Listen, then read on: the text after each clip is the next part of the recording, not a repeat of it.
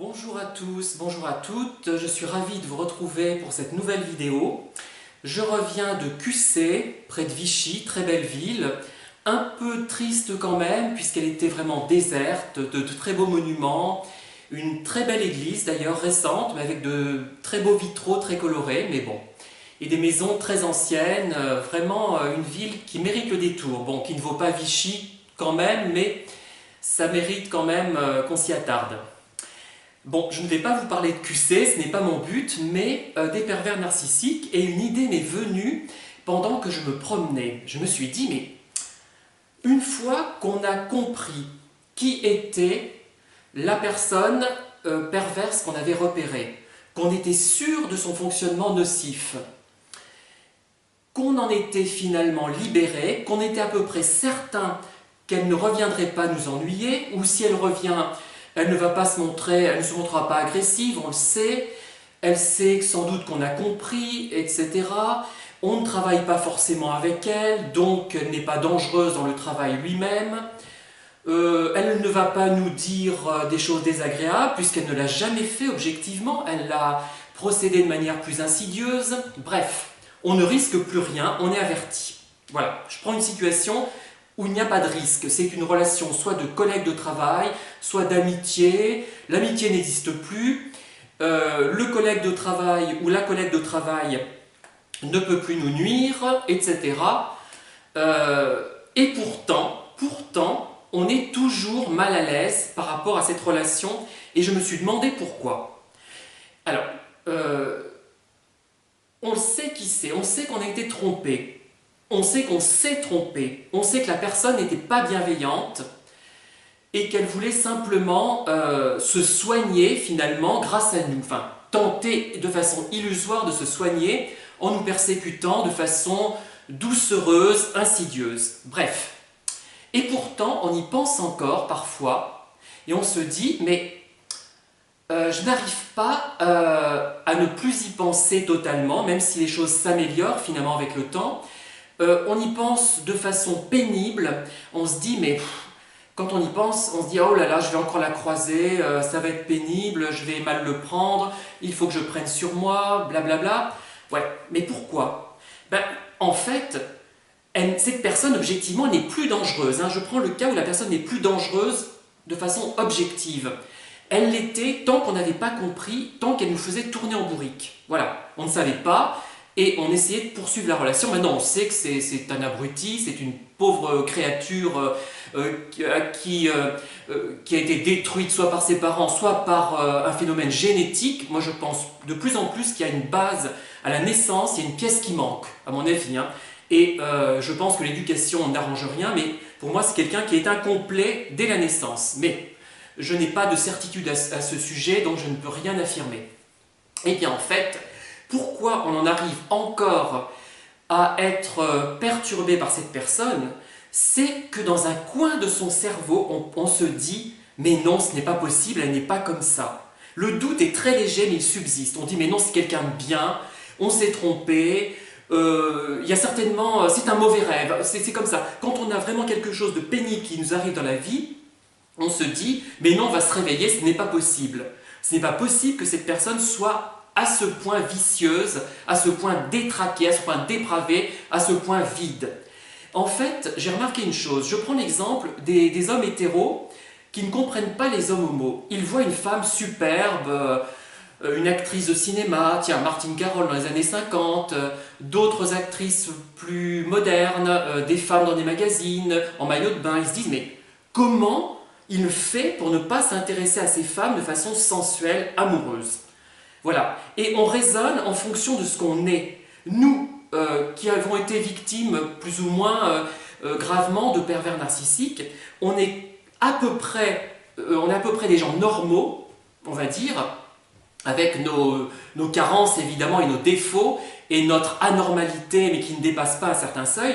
Donc on ne parvient pas à entrer dans cette psychologie complètement nocive, complètement absurde, qui consiste à détruire les autres. On ne parvient pas. Si on a envie de nuire à quelqu'un, nous, quand on est à peu près normaux, c'est pour un motif précis, même financier.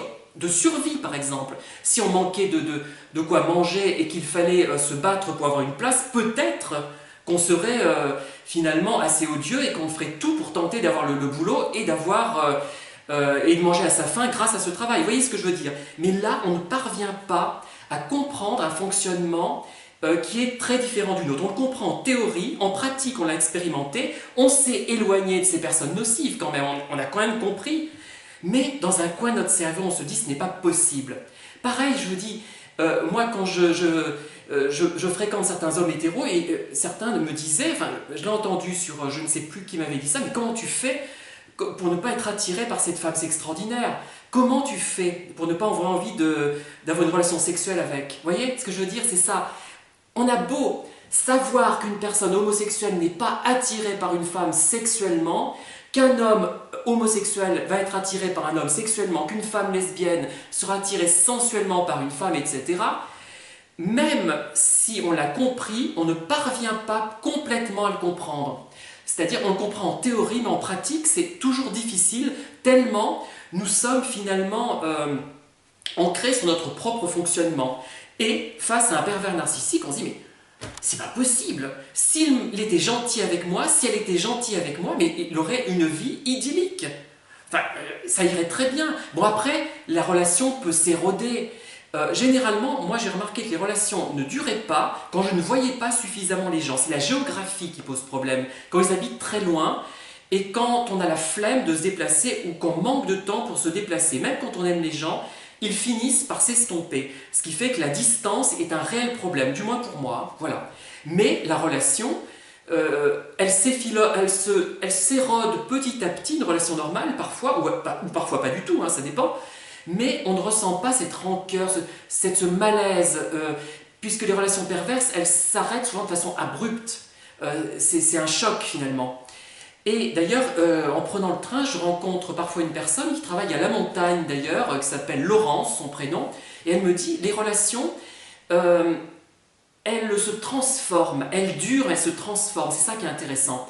On commence peut-être avec quelqu'un par être très amoureux, on va dire sensuellement.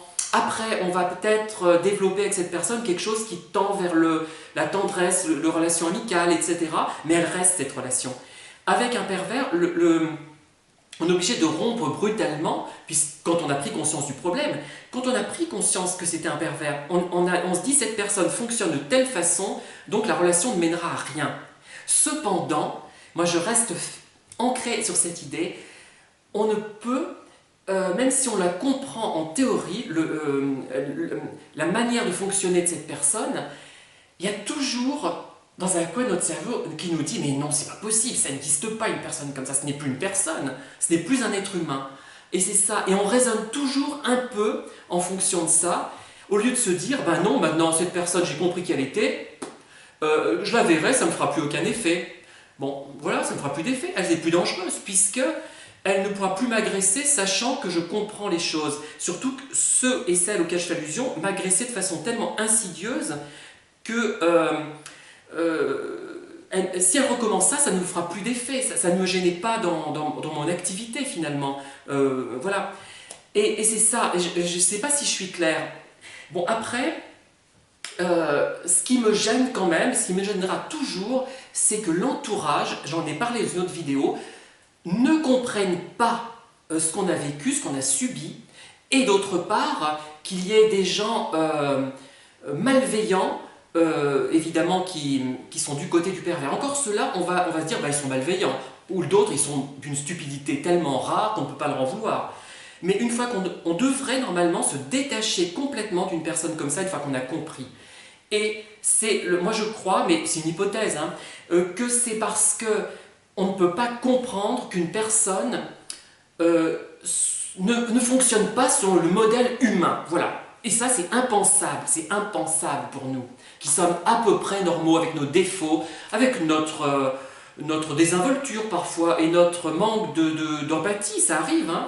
On ne peut pas être empathique, on ne peut pas tout le temps, on ne peut pas prendre en charge la misère du monde. Donc finalement, par moment, nous aussi, on a un fonctionnement qui n'est pas optimal, hein, évidemment. Mais globalement, voilà, on appartient à l'espèce humaine. On ne comprend en profondeur que les gens qui appartiennent également à l'espèce humaine.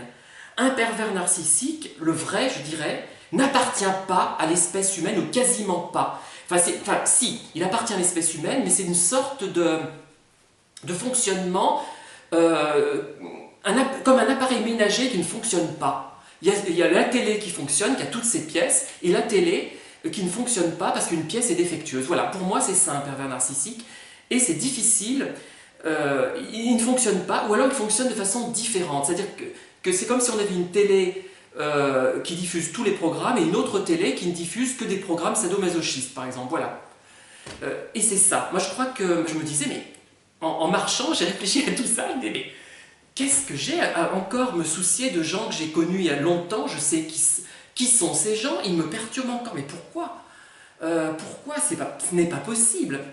Le raisonnement devrait me permettre, et je crois que j'ai la réponse, du moins pour moi. Voilà, parce que je ne suis plus... et ce n'est pas les rêves qu'ils ont suscités, hein, puisque quand ces gens n'étaient pas là, ces rêves étaient enfouis, et ça ne me gênait absolument pas de les avoir, hein, enfin de ne pas avoir atteint cet idéal, etc. Non, ce n'est pas ça. Donc pour moi, c'est vraiment que je comprends, si je comprends ce qu'est un pervers narcissique, mais je n'arrive pas complètement à assimiler tout ça, je ne peux pas. Et c'est comme un homme hétéro qui voit un homme homo, il ne comprend pas. Un homme homo qui voit un homme hétéro le comprend également mal, je pense. Pareil pour une femme homo qui voit des femmes hétéros, et des femmes hétéros qui voient des femmes homo, elles ne comprennent pas forcément leur fonctionnement. Même si elles ne le jugent pas, même si elles n'ont rien contre, c'est pas ça, mais c'est très difficile de se mettre à la place de quelqu'un d'autre. Moi par exemple, je donne un dernier exemple, je ne comprends pas qu'on puisse ne pas aimer les belles maisons. Évidemment, qu'on ne puisse pas être séduit quand on voit une belle maison, qu'on ne puisse pas être séduit quand on entend une musique de Mozart. Je ne comprends pas. Et pourtant, je tolère les gens qui ne l'aiment pas, mais j'ai du mal à pénétrer dans leur cerveau. Voilà. Bon là, j'ai beaucoup bavardé. Je pense que je me suis fait comprendre.